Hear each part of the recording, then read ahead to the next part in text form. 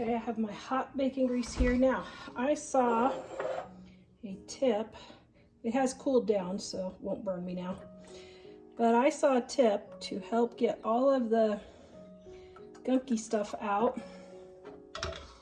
They said to add water, because water and oil don't mix.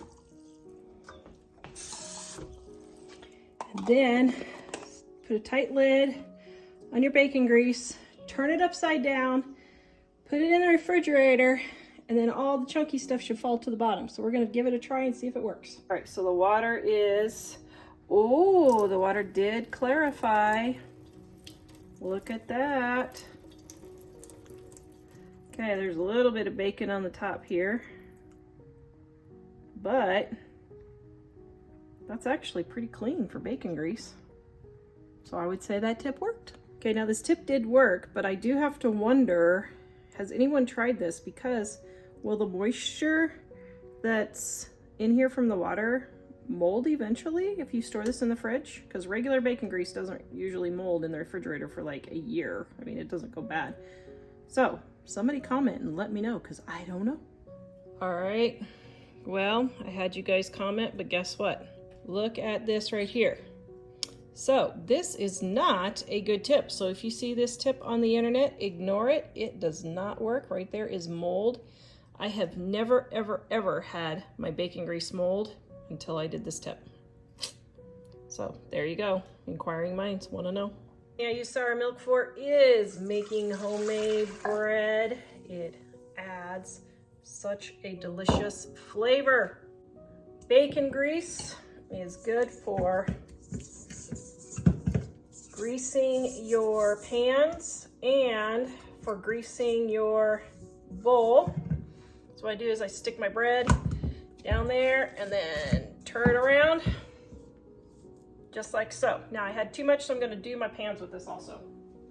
What I usually do is just take a paper towel,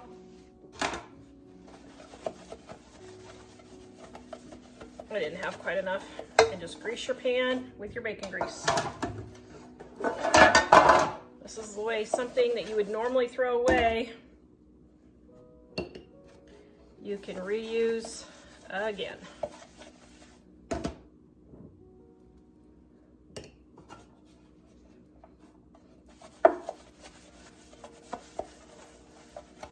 Here's a little tip for storing canned goods. Just take a soda container. My viewer Kimberly sent this idea. She used a 12-pack soda box. I'm using my saltine crackers box. Take it, set your canned goods in there. Then when you need to store them upright, they won't roll all over. This is the top from my oatmeal container, and what I do is I take that and I put my honey jar so that when it drips down, if it drips down, it will catch it on here. I can either wash this off when it gets all gooey or just throw it away and put in a new one. Okay, so he already dug into it, but I found out my son loves the crunchy more than the creamy. So what I'm gonna start doing to use up the creamy that I have a ton of is I'm gonna start adding a little bit of creamy to the crunchy all the time. And like this one is like half full, so I'll take and put a little bit in there. Then he can have crunchy and we can use up the creamy and just start stirring it in there just like that. Hopefully not make such a big mess. Okay, come over here. He's having a fit in the background. He doesn't think it's gonna taste as good. No, that's not what I'm concerned about. Is that I don't exclusively like crunchy peanut butter. Well, we have plenty of creamy back there. Oh, because I like crunchy creamy for sandwiches. You like creamy for the sandwiches. Well, what do you use the crunchy for? Toast and like. Ah, toast. Okay, there you go. Okay, so I was just informed that we like creamy for sandwiches and the crunchy for toast. Yes, you, Mr. Man.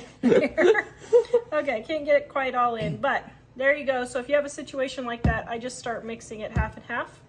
But we have like 15 bottles of creamy downstairs, so he'll be fine for his sandwiches.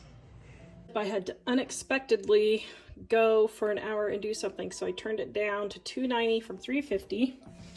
So it's been cooking for about an hour at 290, so I'm gonna bump it back up again.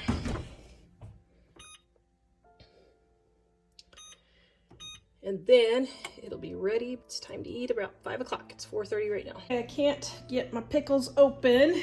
So the first thing is I cut up one of those shelf liners, and I'm gonna try that, and that worked.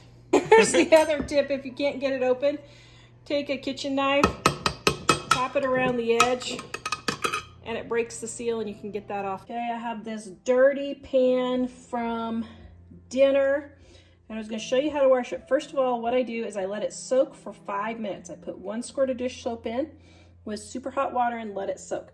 Then, if you have stuck on stripe stuff, you can use a scraper like this. I usually start with my brush and just get what I can off with my brush. That gets the majority of the stuff off.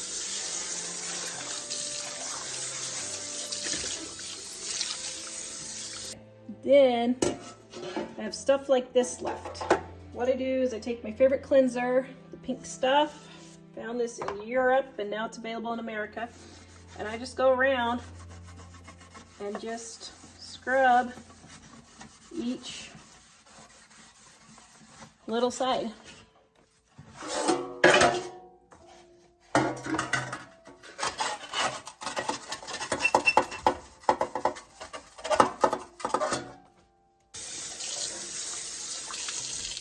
There you go, all nice and shiny. My cleaner is empty, so we put it in a spray bottle. Got this for $1 at Home Depot.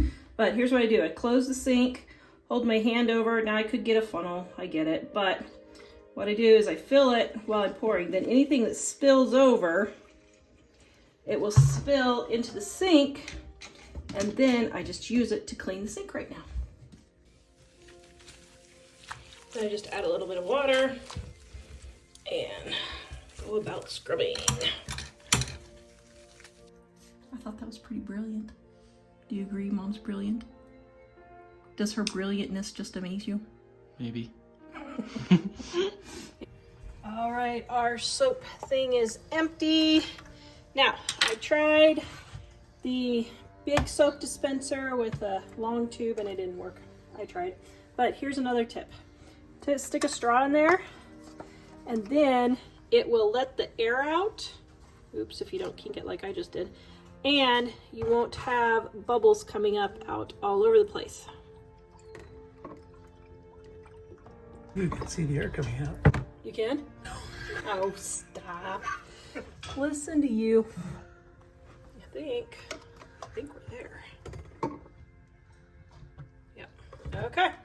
Now, I had a little bit dripping out of there, but that is way less mess than it normally is. You can see the air blowing out. Oh my goodness. I can tell you're not doing good because you believe me.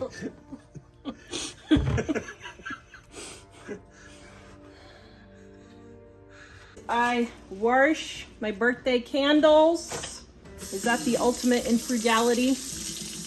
So I take a little bit of warm water, a blop of soap, put them in here, let them soak, and then I just swish them around and see how nice and clean they come out.